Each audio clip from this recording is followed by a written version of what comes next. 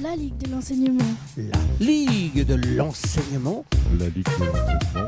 Et du pop truck. La Ligue de l'enseignement. Et du pop truck. La Ligue de l'enseignement. Et du pop truck. Et du pop truck.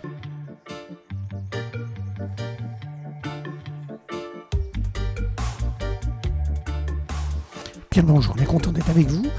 On va tout de suite rejoindre une charmante jeune fille pour savoir comment se passe le confinement. Elle s'appelle Sophie et elle est merveilleuse. Le téléphone sonne. Oui, bonjour, ici le camping de Saint-Vigor. Allô, oui, bonjour Sophie. Vous êtes en direct d'Educ Pop Truck, la radio qui redonne du peps aux gens. Comment ça va ? Bah écoute, Antoine, elle va très bien. Elle vient d'ouvrir un camping au 735 route de Bacqueville. Alors les tarifs, c'est combien ? Les tarifs, c'est combien, jeune fille Ah bah pour vous, je pense que on peut faire un petit prix. Bon, pour votre première venue, on peut vous faire gratuit. C'est gentil. Alors Sophie, ça se passe comment ce confinement de 4 semaines ? Allez, je fais un petit point. On est à la radio d'Educ Pop Truck et on aime un peu faire le tour des popotes. On sait qu'on est à Saint-Vigor-d'Imonville, à côté du Havre. Alors ça se passe comment ton confinement ? Bah très bien. Bon, ouais. Voilà. Oui. Bah j'ai la chance d'avoir de la place, donc. C'est ça. Et je me plaît beaucoup dehors, donc voilà. Oui, tu as la chance d'être dehors. Terminé. Voilà, j'ai de la chance d'être dehors. Après, mon quotidien se résume à des cours à distance, beaucoup de choses à faire à distance avec des stagiaires et des élèves qui sont parfois démunis. Mais on arrive à relever le défi. Et puis le soir, j'ai la chance d'aller dans mon jardin et jardiner. Voilà, faire mon potager. Alors, si tu avais un conseil à apporter aux gens qui n'ont pas l'habitude d'être confinés comme ça et qui s'embêtent, qui au bout de 4 semaines, qui commencent à tourner en bourrique, ce serait quoi ? Éteindre la radio. C'est ça. Éteindre la télé, éteindre la radio.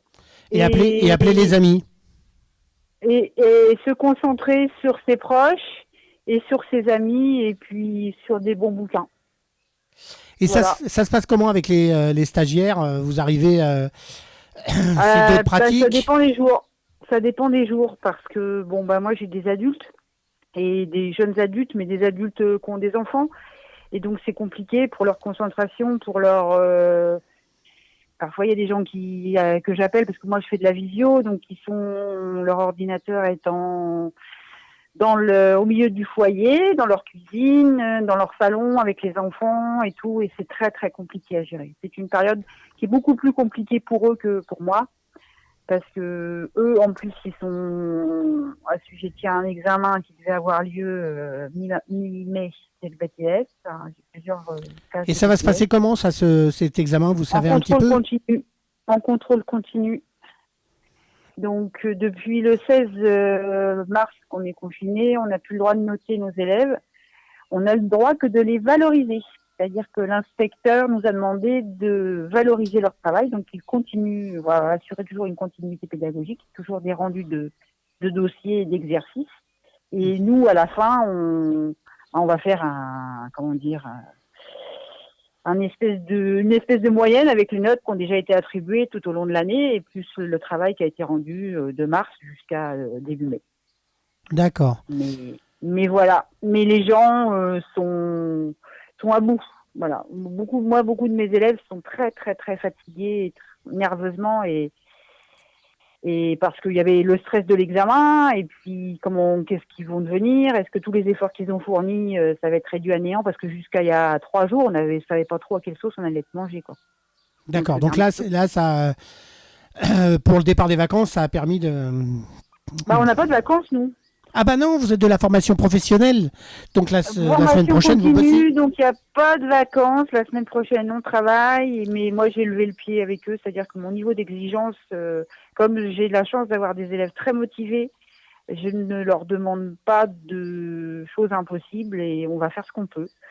Et je leur demande beaucoup moins de travail parce que eux, ils ont aussi les travaux qui leur sont donnés par leurs instituts, etc., à faire avec leurs enfants. Donc, ils peuvent pas faire triple journée. Hein.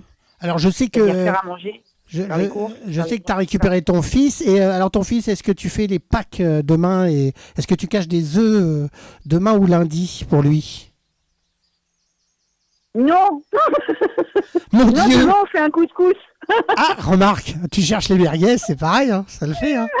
Oui, oui. Non, on va cacher les merguez dans le jardin, mais non, on n'a rien prévu pour Pâques. On a mangé les chocolats déjà il y a une semaine, alors. Ah, d'accord, oui, vous avez pris de l'avance, quoi.